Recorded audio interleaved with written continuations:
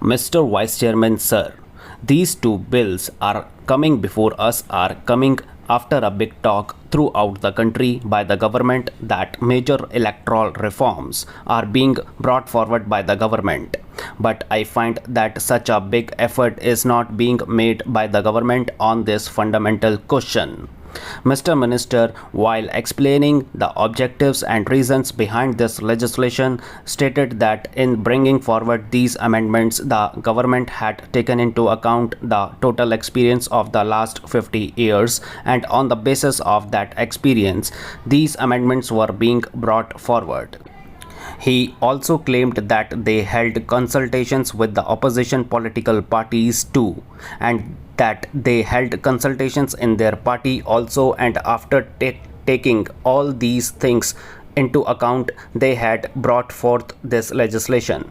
Sir, before I go into the details of these things, I must say that the Election Commission is going to be a body which is absolutely neutral, and they are going to supervise the elections in the country. I do not want to say anything about them, but the reason given today for not holding parliamentary elections in states, my humble opinion, does not stand to logic. Only that much I want to say, because I do not want to go beyond that. Coming to the other question of elections, it means that maximum democratic opinion has to be mobilized for those who are to govern the country.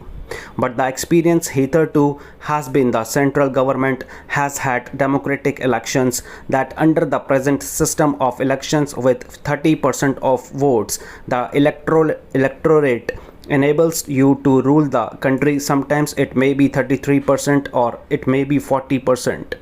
That means that majority of the electorate opinion is not giving you support to rule the country.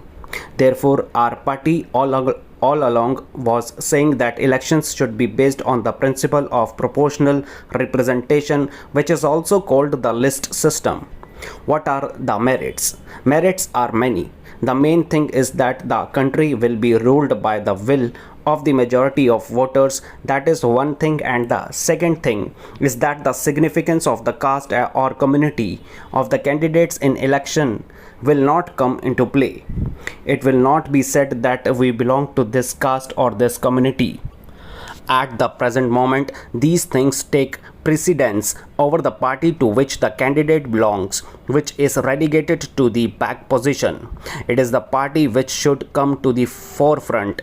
If we follow the system of proportional representation or the list system, it will be the party which will come to the forefront. There are many other malpractices associated with election which come into play during the elections. All these should be eliminated.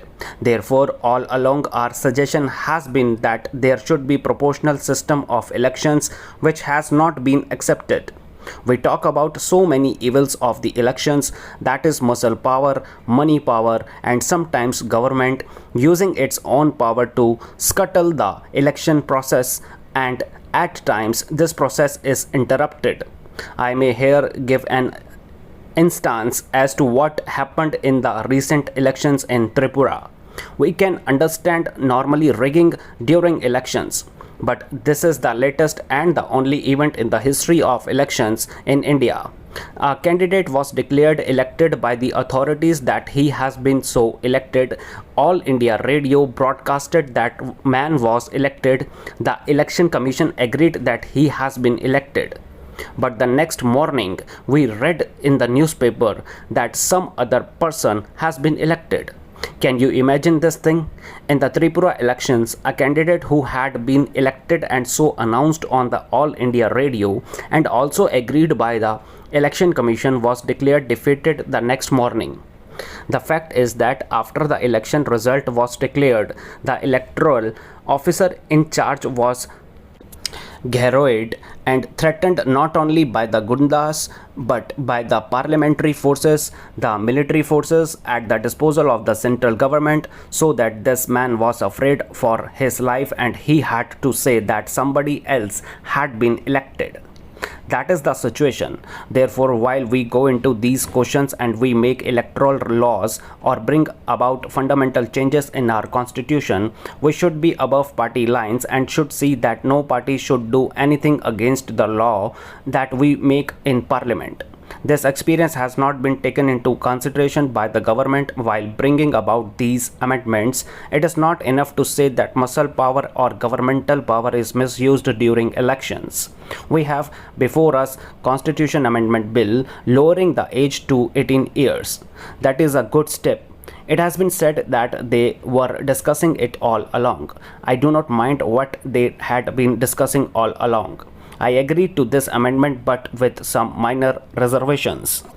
Mr. Vice Chairman, sir, I rise to support the Constitution Bill and the Representation of the People Bill passed by the Lok Sabha yesterday.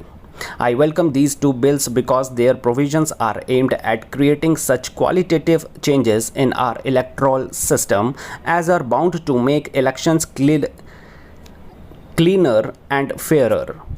To sustain democracy in the desired spirit, elections have to be as clean and as fair as possible, and it is on the basis of the experiences certain changes are proposed to be made in the election laws of the land based on our experiences after the passing of the Representation of the People Act by the Parliament. We must not forget, as my friend was just saying, that there has been a lot of talk about such reforms. On the one hand, the opposition parties have been demanding, and on the other, our ruling party, the Congress party, has also had its own exercises on the subject. As the minister was telling us, in early 70s, a joint parliamentary committee discussed this problem. And last year, I must tell you, our own party, the Congress Parliamentary Party, had its workshop on this very subject. After the parliamentary party's discussions, first of all, the parliamentary party discussed it. Then the Congress Working Committee and the AICC discussed it. And after the recommendations of the AICC were available, the Prime Minister consulted various opposition parties on the subject. After all this, as promised by the Prime Minister earlier, this session has been extended just to pass these two bills. Thereby, the ruling party will be fulfilling one of the very important promises made to the electorate. As the 52nd Amendment to the Constitution went a long way in preventing defection amongst political parties, these changes in the election law are also going to have far-reaching consequences, and they are bound to make elections much cleaner, and that is the reason why these changes are most welcome. But we must not forget that it is always a continuing process in a democracy. You cannot have an ideal law just today or at any particular time. You have to have experiences, and on the basis of those experiences, you make changes in the law. Just as after 50 years, we are going to make these important changes in the election law. Our electoral system is based mainly on the British pattern. Our election law is based on the British election law. But so far there were two main differences. One, their voting age was 18, in our case it was 21. The second difference is, and will perhaps remain to be so, that there are no reservations of seats under the British law as we have here for scheduled castes and scheduled tribes candidates, which of course is because of our own peculiar social conditions. That is why I said perhaps that is going to stay for some time more. So this is indeed a very welcome step, that we are going to reduce the voting age from 21 to 18. This reduction in voting age will be in consonance with the practice in most of the developed and underdeveloped countries in the world. In the World Atlas of Education, 39 countries are mentioned. In 35 countries out of 39, including USA, UK, etc., the voting age is 18 years. In one case with Japan, the voting age is 20 years, and in only 3 cases out of 39, the voting age is 21 years.